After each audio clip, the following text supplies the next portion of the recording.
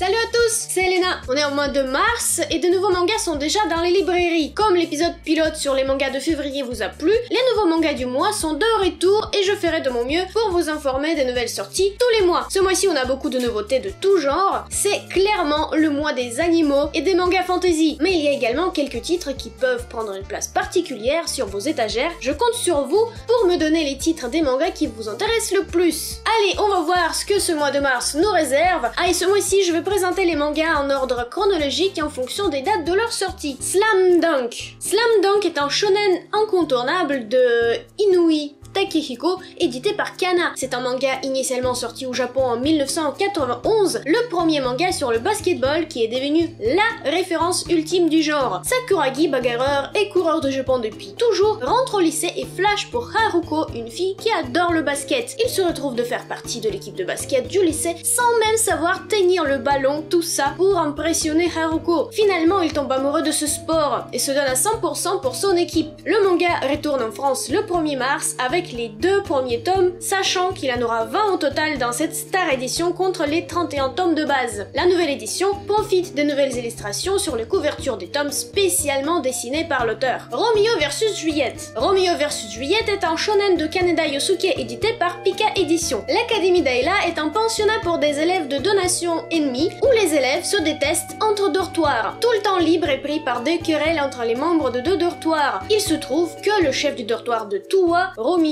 Inuzuka, est amoureux de la chef du dortoir de West, Juliette Persia. Un jour, il trouve assez de courage pour lui déclarer sa flamme et, surprise, elle accepte de sortir avec lui. Mais leur relation doit rester secrète car ce sont quand même des ennemis, je vous rappelle. La question c'est est-ce que leur relation réussira de rester secrète? Des combats entre des lycéens mélangés au rendez-vous en cachette? Ou peut-être quelque chose en plus dans ce manga? On peut découvrir ce qui se cache derrière ce manga à partir du 6 mars. En Shiba en plus, que vous soyez une fille ou un garçon, si vous aimez les chiens, ce manga devrait vous plaire. Même si vous êtes pas forcément fan des chiens, ce manga ne pourra pas vous laisser indifférent, enfin je l'espère. En Shiba en plus est une histoire d'un Shiba pas très mignon qui, à l'âge d'1 an et 3 mois, est toujours en animalerie. La vendeuse finit par l'offrir à une cliente qui a acheté un autre petit Shiba. L'histoire est racontée du point de vue du chien, doux et fidèle. Sa propriétaire n'aime pas vraiment les chiens en fait, elle est pas particulièrement gentille, elle la traite de mocheté parce que oui, ce Shiba est une fille. Elles finissent enfin par trouver le terrain d'entente et le Shiba a l'air être enfin heureuse. Le manga de Murayama Mayumi a l'air trop mignon. C'est un one shot, donc l'histoire est terminée et il sort le 6 mars chez Soleil. Et Polar Bear in Love. Alors, et Polar Bear in Love de Kuromo, édité par Soleil, est un shoujo qui nous présente une histoire d'amour atypique. Un ours polaire tombe amoureux d'un phoque. Normalement, des phoques, c'est un proie naturel pour les ours polaires, mais là,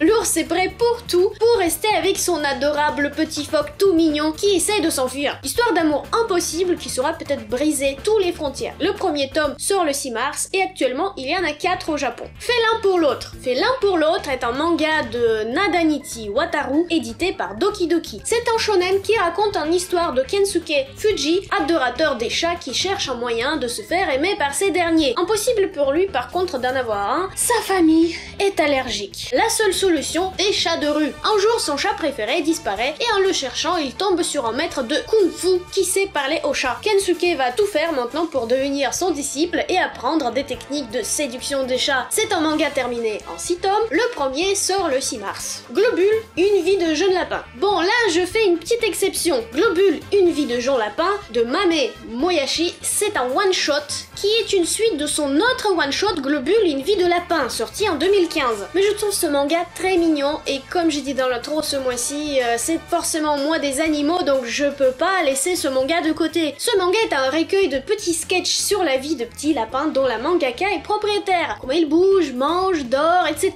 Plein de petites situations mignonnes et rigolotes à lire un par un ou tous d'affilée. Il sort chez Soleil le 6 mars. La lanterne de Nyx. La lanterne de Nyx est un seinen de Takahama Arcane édité par Glénat. C'est une histoire où se mélangent le Japon et l'Europe de la fin du 19e siècle. 1878. Une jeune fille, Mio, trouve un travail dans une boutique qui vend des objets venus de l'Europe, que ce soit des vêtements, des accessoires, des jouets, des objets du quotidien et même des produits alimentaires. La fille n'a pas de talent particulier pour devenir une vendeuse, mais elle a un don, elle peut voir le passé et le futur des objets qu'elle touche, ce que le propriétaire de la boutique a trouvé très utile. Grâce aux découvertes qu'elle fera tous les jours, les nouvelles choses qu'elle apprendra à côté du patron de la boutique, le tout nouveau monde s'ouvre devant elle et l'amène jusqu'à Paris. Ce manga en 6 tomes profite du format plus grand que des mangas habituels et le dessin a pas mal de charme. Le premier tome de la série sort le 6 mars. Magus of the Library. Magus of the Library est un seinen de Izumi Mitsu édité par Kiyun. C'est une histoire de Shio, un garçon pauvre qui adorait lire mais qui se faisait moquer par tout le monde à cause de pauvreté de sa famille et de ses oreilles pointues. Son rêve qu'un jour quelqu'un viendra le chercher pour l'amener loin de son village, par exemple au capital des livres, où il sera heureux. Et il se trouve qu'un jour les envoyés de la grande bibliothèque de la capitale viennent dans son village. Est-ce que son rêve va se réaliser? Qui sait?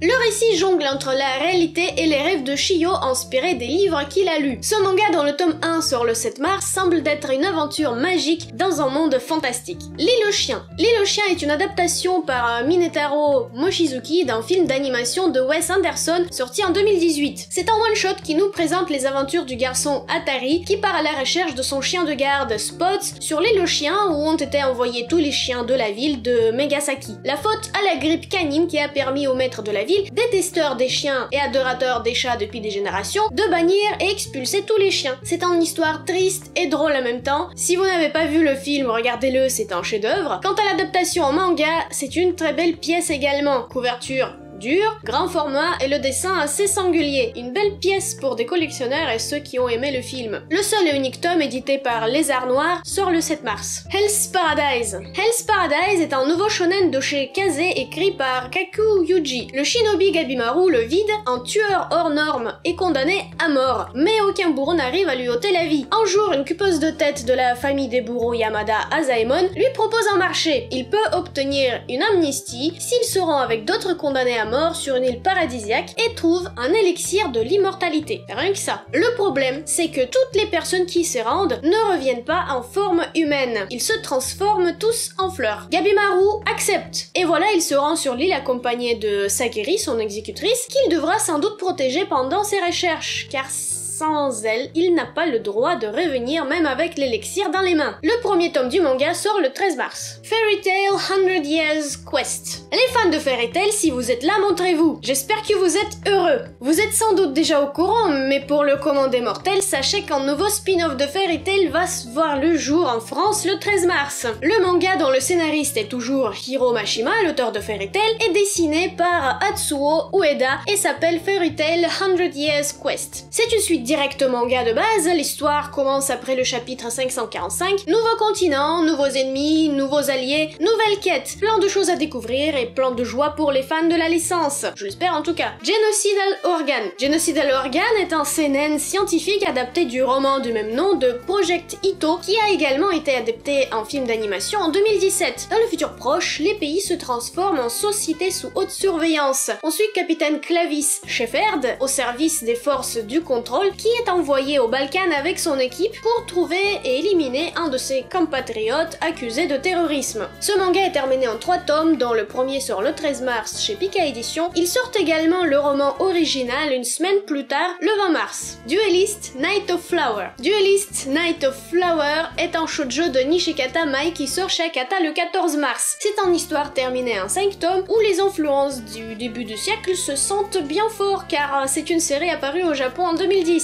Ran Kurono est premier chevalier au service du consortium Otori, auquel sa famille sert depuis des générations. Il doit protéger l'héritière de Otori, Sei, mais l'académie s'enlorge où les deux font leurs études. D'autres lycéens font tout pour prendre la place de Ran. Il doit protéger Sei, mais aussi sa place auprès d'elle. Tout ça avec des intrigues et des duels, sachant que Ran a un secret à lui à garder. Blue Flag. Blue Flag est un shoujo de Kaito édité par Kurokawa. L'histoire se passe au lycée où on suit 3 personnages. Thomas, à qui qui tout réussit, son ami d'enfance Taichi et Futaba, une fille que Taichi a du mal à supporter. Un jour, Futaba confie à Taichi ses sentiments pour Thomas. C'est à ce moment-là que les trois lycéens se retrouvent à un carrefour de leur vie. C'est un triangle amoureux dans l'ambiance de l'année de terminale. Le centre de l'histoire sont des relations que ces adolescents entretiennent à eux-mêmes et aux autres. Le premier tome sort le 14 mars. Un pont entre les étoiles. Un pont entre les étoiles est un seinen historique de Kiyuki Yuppon qui sort chez Akata le 14 mars. Une jeune fille japonaise suit son père qui part travailler en Chine. Elle se lie d'amitié avec un garçon chinois et commence à s'ouvrir à la culture chinoise et leur mode de vie. Sauf qu'on est en 1936. La Seconde Guerre mondiale n'est pas loin. Entre les tensions qui s'installent, le racisme et le nationalisme, est-ce que leur amitié pourra-t-elle survivre? La série est complète en 4 tomes. Mary Grave. Mary Grave est un shonen de Yamaji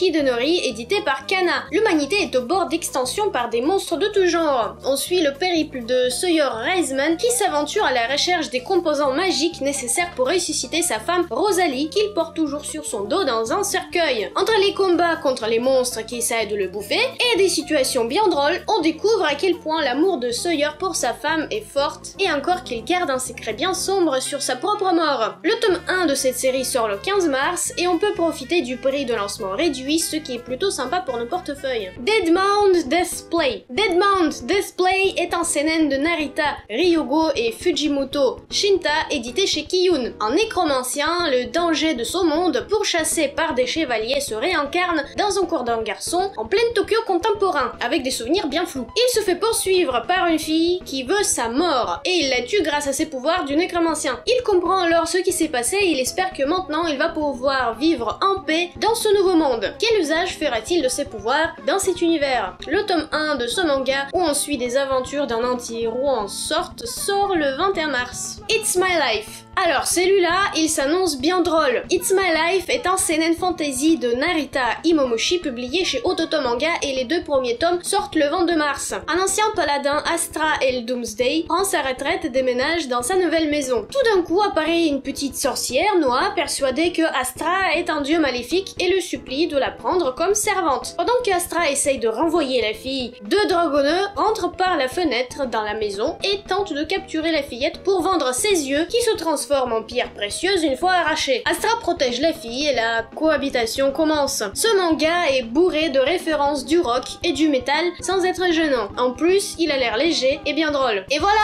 autant de nouveautés pour ce mois de mars. Tous ont l'air bien sympathiques, mais il y en a quelques-uns qui m'ont vraiment tapé à l'œil. Et je sais aussi que certains mangas vont partir en review sur la chaîne. D'ailleurs, s'il y a des mangas que vous voulez voir sur la chaîne, dites-le moi en commentaire, que ce soit des mangas du mois ou vos mangas préférés. Abonnez-vous pour suivre ce qui se passe sur la chaîne et activez la cloche pour ne pas rater mes nouvelles vidéos. Je vous fais plein de bisous, à la prochaine!